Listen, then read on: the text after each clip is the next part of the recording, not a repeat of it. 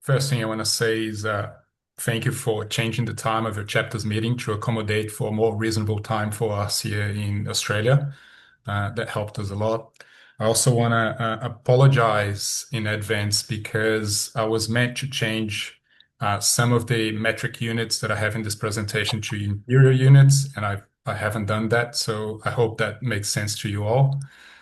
And before I kick this in, I also want to say that we are in no way trying to give a final recipe on how to design a passive house in a hot and humid climate. This is one assessment for one project. Things can change from project to project. We are in no way claiming to be experts, but we did learn a few lessons in this case study, and we think it's worth sharing them and having conversations like this so we can, spark more questions from which we can all learn from. Giving you a bit of context, we were engaged to do the passive house modeling for a residential project in Edge Hill, Queensland. And Edge Hill is a suburb of Cairns, which, as you can see there in the map, it's not very far from the equatorial line. Now, our company has considerable experience designing passive house homes, and here are some of the projects we have done over the years. But we had to recognize that this experience was sort of limited to a certain geographic area in Australia, which is marked there by that blue circle. So to do this analysis, we knew we needed to do some research. And when we did this research, the first thing we did was to look at the climate files for the closest climate files for Cairns. So in the screen there, what you have is the sensible cooling side of the equation. So we got the external temperature for Cairns, and we use Melbourne as a reference because this is our home ground. This is where we design most of our projects. So we understand the climate really well here, and we thought that just by having that as a reference would give us a pretty good indication of what was happening up there in Cairns. And when you look at this graph, probably the first thing you can see there is that for Cairns, which is plotted in green, the external temperature is actually above the top range of the passive house thermal comfort limit for a pretty significant part of the year, which is very different from what's happening in Melbourne. The other point that someone can probably assume is that just by looking at that area, the areas between the thermal comfort range and the external temperature curves, you might assume that you need more energy to achieve passive house in the Melbourne climate than you would need in Cairns. This assumption, as we're going to see, is just not true. And the reason for that is because it doesn't consider internal heat gains and it doesn't consider solar gains. So once those heat loads are already considered, what they're going to do, they're basically going to push both of these curves upwards. So it's going to be a lot easier to achieve passive house performance in Melbourne. All you got to do is have your glazing in your right orientation, capture those solar gains, and really conserve the energy inside. Whereas for the Cairns climate, you really going against the resistance of both the external temperature and your internal heat loads.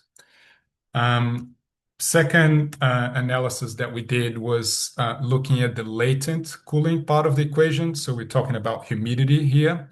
And again, we got Cairns plotted in green. We got Melbourne plotted in light purple there.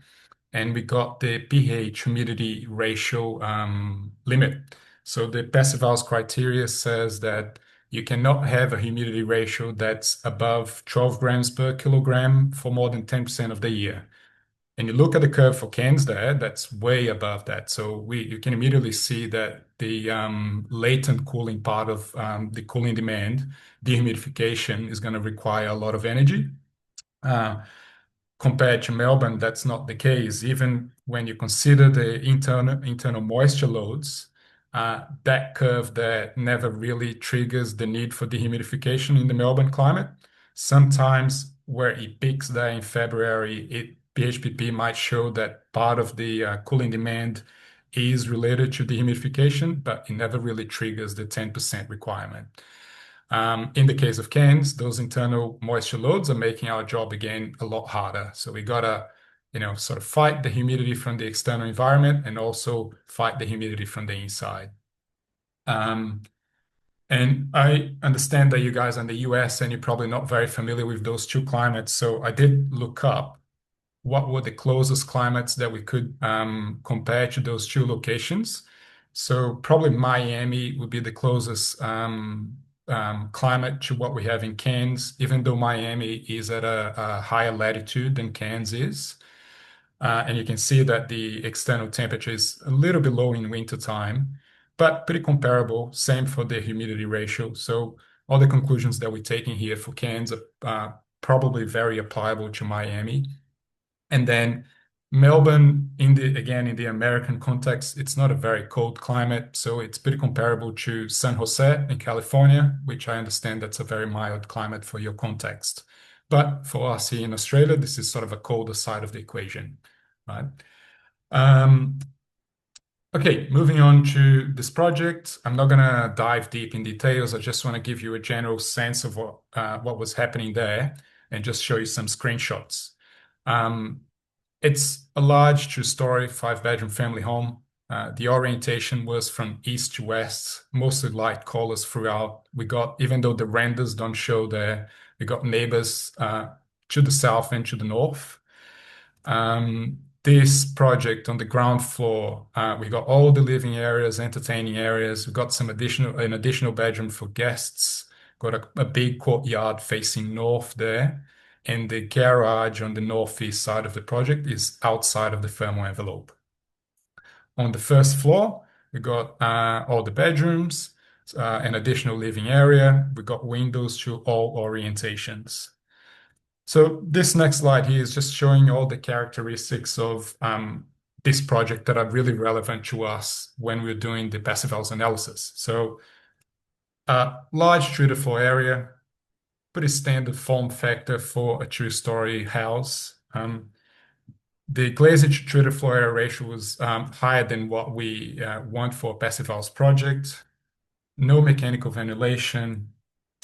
This project was not meant to be airtight, was not designed to be a passive house. Light colors throughout, which is a beneficial characteristic.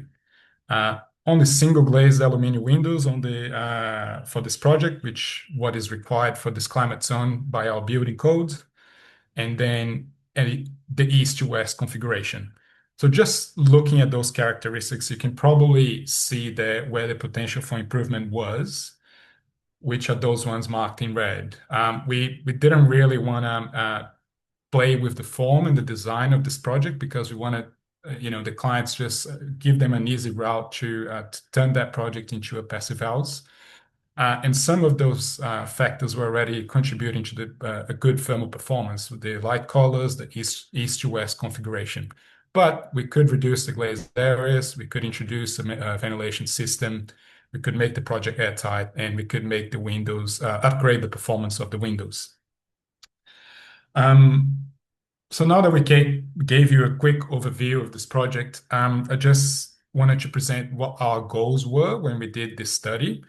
One of the primary goals was to, present a route on how to turn this project into a passive house, understand what was required to turn this project into a passive house. But we didn't want to be limited to that. We wanted to understand what happened to that project if we just followed the minimum requirements from our code, NCC, and understand the performance gap between those two scenarios. So once we had that understanding of that performance gap and potentially learn some insights about how to design a passive house in a hot and humid climate, we would hopefully be able to, take our clients on board and get them to commit to passive house certification. That was our plan, at least. So we took this project, we modeled in Design PH, we developed two PHP files for it, and this table on the right here shows roughly what we got there, what the differences were in terms of specifications for these two scenarios. In a quick summary, we got a pretty marginal upgrade in insulation levels. We did upgrade the windows from single glazed aluminum to double glazed UPVC frames, introduced mechanical ventilation, introduced dehumidification, made that project airtight. reduce the glazed areas so we have less overheating, and we also suggested some additional eaves just to reduce overheating as well. Um, and once we understand that performance gap, what were the results? What did we get? What we see here in the screen is the cooling demand for the passive house version of this project against the solar PV yield using a 10 kilowatt solar system. But looking at that, what you can see is this project is pretty much self-sufficient in terms of energy. The cooling demand, if you consider both the latent cooling demand and the sensible cooling demand, represents about 70% of the energy demand in the summer months. So our summer is from November to February, you can see that. And then in the winter months, we basically have no cooling demand at all. The climate is in a pretty sweet spot. But overall, this project is self-sufficient. We got an electricity surplus, energy surplus. So what happens if we only build using the minimum energy efficiency requirements from our code? So this is what we're going to see. So the general energy demand is going to be a lot higher, and all due to cooling demand and dehumidification demand. So this project's not anymore self-sufficient. In the summer months, the solar panels are not enough to cater for the cooling and dehumidification demand. So it paints a pretty clear picture that there is a big performance gap between our code and passive house performance, at least for this climate zone. This table that I got here shows a pretty similar information to what we saw in that graph. So I'm not going to go in detail here, but the main points I want to highlight here are that the pH limit for that climate zone is actually a lot more lenient than what we would see, for example, in Melbourne. So in Melbourne, cooling demand and heating demand, you have the limit of 15 kilowatts hour per meter square annum each. Whereas for this climate zone, you can go up to 49 kilowatts hour per meter square annum in terms of cooling and dehumidification demand. This is showing that PHI understands that a project in this type of climate zone requires a lot more energy to achieve the thermal comfort that the standard requires. Another important point that I want to talk about is the required capacity for the cooling system. So we stress test the cooling load of the project using the methodology from Praxis, Oliver Style. They built this methodology to make PHPP more suitable to estimate the cooling demand in hot climates, especially. So when we apply that methodology to this project, like the required capacity of the cooling system is a lot higher if you only go for the minimum code requirements. And that is going to be verified in terms of costs and in terms of the size of the solar system if you're aiming for self-sufficiency. Okay, this is moving on to the learning outcomes that we got from that on how to design a passive house in a hot, humid climate. We were particularly interested in understanding which optimization options would be the most impactful when we're turning that project from going to minimum requirements to passive house. And looking at those two big bars there in the middle of the screen, you can see that upgrading the window performance and making the project airtight were by far the most impactful options. And it makes sense. Single glazed aluminum windows don't offer much thermal resistance. Once you improve that, you're improving the weakest part of the thermal envelope. And once you introduce air tightness, suddenly all that air conditioned air that you're losing through a leaky fabric is kept inside, and you're saving a lot of energy with that as well. On the other hand, and in contraposition to that, wall insulation values had a very minimal impact in making that project, in reducing the cooling demand of that project. So it turns out that the Australian code is already sort of doing a good, specifying an optimum amount of insulation. Those 4 points there, they're just showing that the design intent also matters. So even though that project had some good characteristics that made it perform well in that climate, it wasn't designed to be a passive house. So once we took some measures like reducing glazed areas, changing some additional colors. Individually, they might not look much, but once you combine them, you got an extra 22 kilowatts hour per meter square, and that you're saving from that cooling demand. Um, this next point here, I'm going to show in the next slide just so we can understand better. But we verified that it makes sense to insulate. If you have a concrete slab on ground, it makes sense to insulate that because that ground temperature is a higher than you would expect. And one last point, even though we didn't intend to do this, but we tested what would happen if we remove the thermal mass from that project, just removing the concrete slab, for example, and the impact was really low, which also makes sense because in this hot and humid climates, you got a very small diurnal temperature range. So once that range is small, the need to regulate that temperature is also lessened. So it makes no sense, like it doesn't have a lot of impact in the performance of the project overall. And as I mentioned, just like a little graph showing the ground temperature for that floor against the thermal comfort range for passive house. And you can see that for pretty much most of the year, the ground temperature is hotter than the 25 degrees Celsius limit, which means basically if you're not insulating your assemblies that are in contact with the ground, those assemblies are heating up your building in when you don't want that to happen. So makes sense to insulate them. This is a pretty important point in designing a passive house and potentially, especially a passive house in a hot and humid climate. When we compare the two versions of this project, we did try to have a fair comparison and use identical window ventilation rates for both nighttime and daytime. So what we did, we tried to understand what was the optimal window ventilation rate for the passive house project, and then we applied that to the other scenario. And what we found when we tested different options was that opening your windows at night has a beneficial impact, but opening your windows during the day, it's very detrimental to the performance of the project. So what you really want to do is to keep those windows shut and rely on the air conditioning system. So what you see there in the screen is the impact of increasing the daytime, only daytime, not nighttime ventilation, in the cooling demand. So the impact in the cooling demand for both the passive house version of the project and the minimum code requirements version. Passive house version, the two bars on the left, you see that the cooling demand pretty much triples if you open the windows. And then for the code version of this project, there's an increase of about 60%.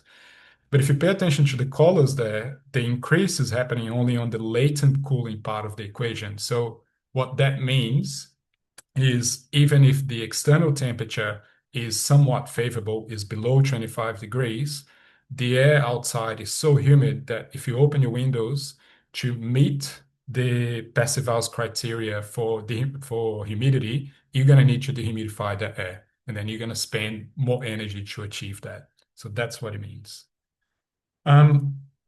This diagram here, I believe, for folks like us that work in the passive house industry, we probably came across different versions of this diagram. It's just showing the direction of the vapor drive in colder climates and then hot and humid climates and the positions of the ideal positions of vapor membrane. So colder climates, you got the usual setup, like a vapor membrane towards the inside of the assembly, and then you got a weather resistive barrier on the outside. Hotter and humid climates, it makes sense to move both of these layers towards the outside of the assembly because the external environment is hot and humid. So the vapor drive is pushing inside the building. So if you want to avoid any condensation, interstitial condensation, you probably want to have one membrane towards the outside that does it's both a weather resistive barrier and a vapor membrane at the same time. So as most of us here, we are aware of these differences even before we did this case study, but there was some implications that came as a surprise. And the first implication that was a surprise for us was that if you having your vapor membrane on the external side of the assembly, it might make sense to relocate your ceiling insulation. So this project, it was designed, the orange line that you see there, this is where the insulation was designed to be. So you had ceiling insulation on the bottom chord of the trusses. But if you go and put your vapor membrane towards the outside of the assembly, then you got this roof space that at the same time needs to be ventilated and needs to be airtight. So there's a conflict there. And apart from that, you also going to need to create an additional surface cavity underneath that insulation layer to run your air conditioning, for example. So we didn't think that makes sense. Our suggestion was to, take the insulation to the roof level, make the condensation management more straightforward, and as a plus, we can run all our services in those cavities, and we don't need to create an additional service cavity. Another lesson that we learned in terms of vapor management, and here we got to credit this study done by ProClimate. They done a study in Australia just doing a whole bunch of hydrothermal analysis for different wall setups in different climate zones.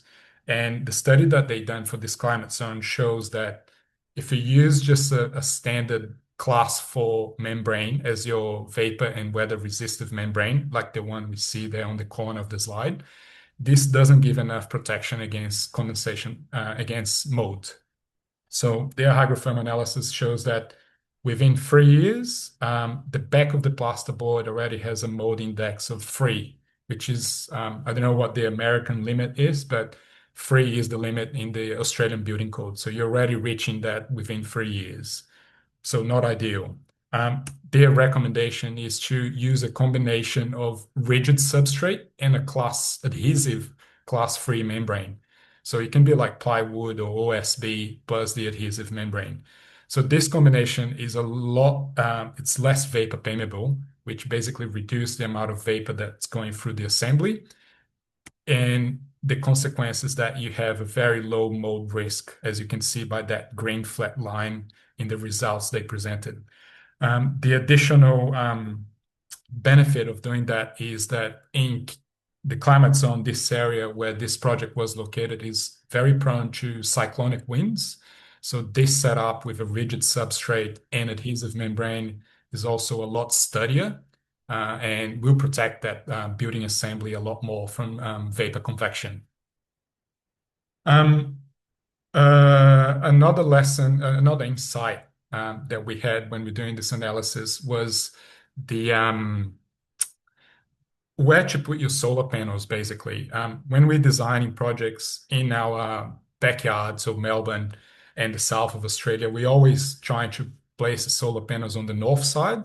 At least that's the case in the southern hemisphere, because you're gonna then maximize your winter gains when you do that. But if you look at Cairns and how close it is to the equator, that sun position is a lot different, and also your needs are very different. You want to maximize your yield in the summer months. So if you place the solar panels on the north side there, you can see that blue line. It's going to peak in winter around June, July, but it's going to be very low in January and December. So it makes a lot more sense to place them either horizontally or placing them in the east and west facing sides of the roof.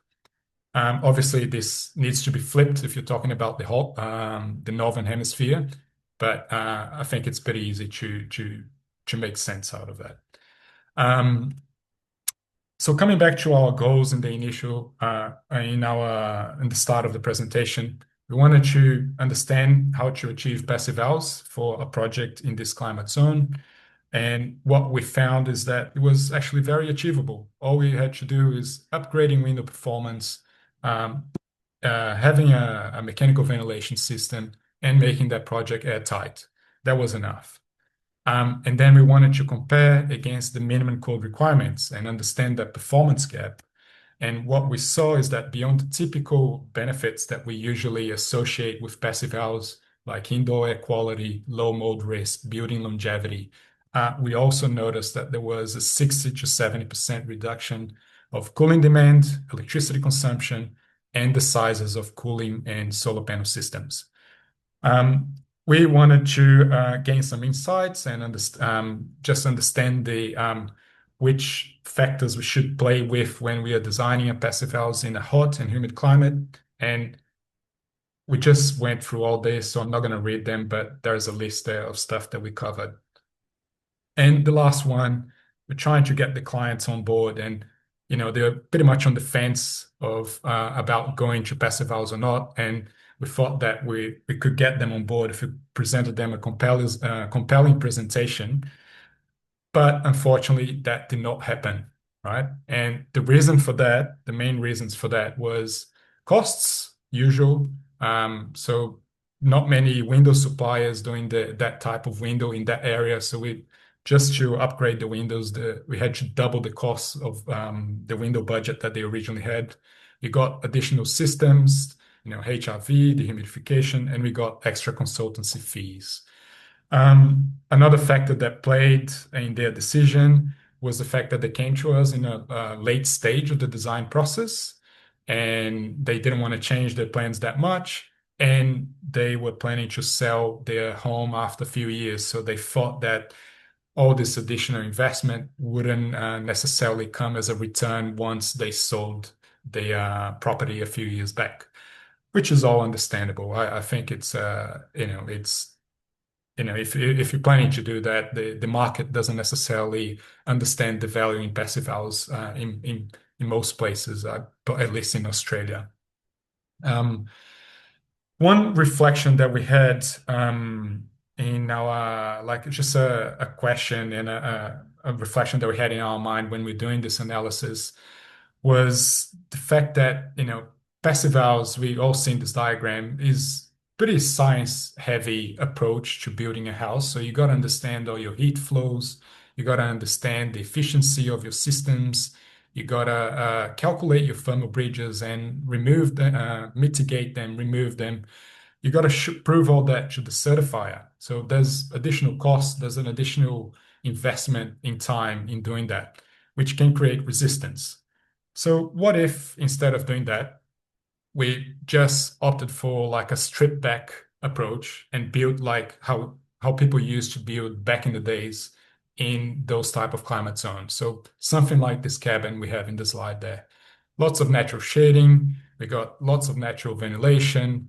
And yeah, I don't think that this is particularly a bad approach. That house is going to be hot and humid on the inside, but certainly is going to be very cheap to run. And you might have some condensation on surfaces, and you might need to clean mold from surfaces, but you don't have any interstitial or structure condensation because the conditions outside and inside are basically identical, right?